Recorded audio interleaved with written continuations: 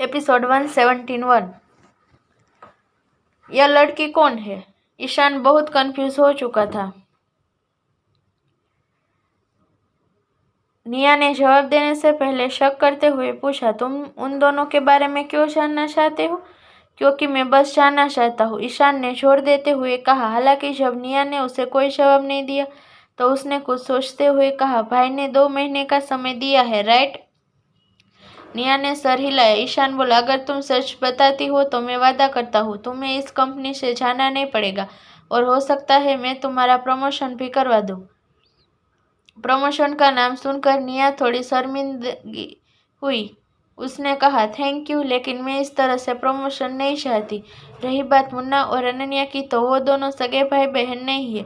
जैसा कि तुमने कहा वो दोनों अरशद भाई के करीब थे, तो यह सच है, वो दोनों अरशद भाई के बहुत करीब है और मुन्ना अनन्या को अपनी बहन मानता है। यह कुछ ऐसा है जैसे वो उसके लिए किसी की भी जान ले सकता है। जान ले सकता है? यह लाइन दोहराते हुए ईशान ने सोचा, कोई शक नहीं, अगर उस दिन रघुवीर और उसके साथ 2 लड़कों ने मिलकर उसे मुन्ना से नहीं छुड़ाया होता तो वो उसकी जान ले लेता। बीती उस रात की घटना को याद करते हुए ईशान को वंश और अयान की याद आई। उसने फिर निया से पूछा, क्या अनन्या के अपने सगे भाई बहन नहीं है? नहीं, वो अपनी माँ की एकलौती बेटी थी। निया का यह जवाब सुनकर ईशान फिर से सोच में पड़ गया। अगर अनन्या अकेली थी तो वो दोनों लड़के कौन थे? ईशान को खुद से बातें करता देख निया ने पूछा, तुम किन 2 लड़कों की बात कर रहे हो? वही 2 लड़के जो अनन्या के साथ साध्वी की सगाई में आए थे और खुद को उसका भाई बता रहे थे। 20-22 साल उम्र थी उन दोनों की। यह सुनकर निया ने कहा, लेकिन उसका तो कोई भाई नहीं था। इतना कहकर निया खुद से बोली, कोई बड़ी बात नहीं है, उसकी आदत है परायों से रिश्ता छोड़ने की।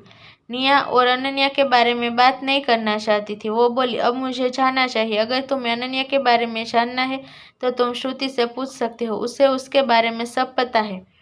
इतना कहकर निया ने ईशान के जवाब का भी इंतजार नहीं किया। केबिन से बाहर उसने बंद दरवाजे को देखते हुए सोचा, ईशान अनन्या के बारे में जानने के लिए इतना क्यूरियस क्यों है और इसने मुझसे ही इस बारे में क्यों पूछा? यह श्रुति से भी तो पूछ सकता था। आखिर क्या करना चाहता है यह? मुझे इस पर नजर रखनी पड़ेगी। दूसरी तरफ साध्वी अनन्या से कांटेक्ट करने की कोशिश कर रही थी, लेकिन उसका फोन लग ही नहीं रहा था। इसलिए साध्वी अनन्या से मिलने डेस्टिनी विला आ गई। वंश और अयान मजे से सोफे पर फैल कर बैठे अपने अपने फोन में बिजी थे। साध्वी उनके सामने जाते हुए बोली, अनन्या कहाँ है? अयान ने सर ऊपर उठाकर साध्वी को देखा, फिर ढंग से बैठते हुए बोला, दी यहाँ नहीं है। यहाँ नहीं है?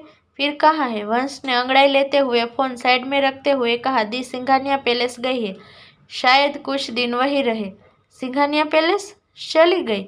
हाँ, आपको नहीं पता? आपको उन्हें कॉल करना चाहिए था। अयान बोला तो साध्वी ने कहा, मैंने उसे कॉल किया था लेकिन उसका कॉल लग ही नहीं रहा। कोई नहीं, मैं उससे सिंघानिया पैलेस ही मिलने चली जाती हूँ, तुम दोनों चलोगे? यह सुनकर दोनों एकदम से सोफे से उठ खड़े हुए, मानो वंश और अयान की मन की मुराद पूरी हो गई हो। अयान अपने कपड़े ठीक करते हुए बोला, हाँ हाँ, क्यों नहीं, हम चलेंगे ना आपके साथ। तो वंश बोला, आप अनन्या दी की पर्सनल डॉक्टर में से एक है, आपको तो हर 2 दिन पर उनसे मिलने जाना चाहिए। आप 2 मिनट रुकिए, मैं अभी फ्रेश होकर आया। वंश को जाता देख अयान बोला, डॉक्टर साध्वी आप खड़ी क्यों है, बैठिए। बटलर अंकल, मैडम के लिए जूस ले आइए। डॉक्टर साध्वी आप जूस पीजिए, मैं 2 मिनट में आया। और इतना कहकर अयान की भी जल्दबाजी में वहां से चला गया। साध्वी दोनों को आंखें फाड़े हैरानी से देखते हुए सोचती रह गई, क्या यही वह दोनों लड़के थे जिन्होंने कुछ दिनों पहले उसे अपने साथ अपार्टमेंट में रहने के लिए मना कर दिया था? और अब यह दोनों कह रहे थे, मुझे हर 2 दिन में अनन्या से मिलने जाना चाहिए। बटलर ने साध्वी को जूस दिया। साध्वी ने उन्हें थैंक यू कहा और जूस पीने लगी। उसने जैसे ही जूस का ग्लास खत्म करके टेबल पर रखा, वंश और अयान उसके सामने थे। साध्वी ने उन्हें देखा और फिर कहा, चले। आधे घंटे में दोनों सिंघानिया पैलेस पहुंच गए। एडी के सिक्योरिटी गार्ड दोनों को पहचानते थे, इसलिए किसी ने भी दोनों को अंदर जाने से मना नहीं किया। लिविंग रूम में महेंद्र सिंघानिया प्रत्युष और अपनी दोनों बहुओं के साथ बैठे कुछ डिस्कस कर रहे थे। इसी बीच उनका ध्यान अंदर आ रही साध्वी, वंश और अयान पर गया। पिछले दिन से इतने सारे लोगों को पैलेस में आगमन हो चुका था कि अब उन्हें पूछने की भी जरूरत नहीं थी वो दोनों कौन थे। फिर भी महेंद्र सिंघानिया ने ऊंची आवाज में कहा, कौन हो तुम सब? दोनों लड़के उम्र में काफी छोटे थे। वो अरशद के करीबी नहीं लग रहे थे और साध्वी को देख वो कुछ सोच नहीं पा रहे थे। महेंद्र जी की आवाज सुनकर प्रत्युष ने भी दरवाजे की तरफ देखा और उसकी नजर साध्वी पर ठहर गई। साध्वी ने भी प्रत्युष को देखा। दोनों को सालों बीत चुके थे अलग हुए। प्रत्युष से नजरें चुराने के बजाय साध्वी मुस्कुराते हुए बोली, कैसे हो तुम? साध्वी ने पूरी तरह से सिंघानिया परिवार को नजरअंदाज कर दिया था। उसका नेचर ही ऐसा था।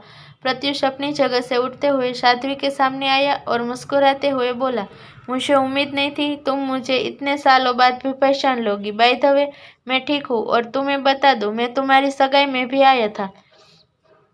ऐसा क्या? तुमने मुझे बताया नहीं? वेल, मैं यहाँ अनन्या से मिलने आई थी। क्या तुम उसे नीचे बुला दोगे?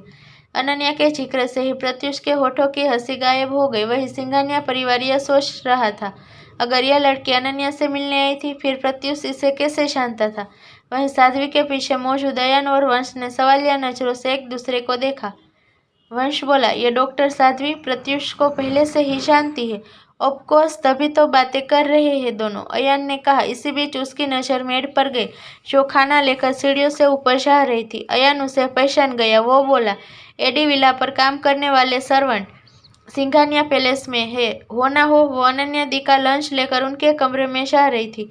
वंश ने भी उस मेड को देखते ही पहचान लिया और दोनों साध्वी को वहीं छोड़कर मेड के पीछे चले गए। इधर साध्वी ने प्रत्युष का उतरा हुआ चेहरा देख पूछा, तुम ऐसे क्यों रिएक्ट कर रही हो, जैसे मैंने तुम्हें डरा दिया हो? नहीं, ऐसा कुछ नहीं है। तुम एक काम करो, तुम अनन्या से उसके रूम में जाकर मिल लो। और यह कहने के साथ ही प्रत्युष ने रामू को साध्वी को अनन्या के रूम में ले जाने को कहा।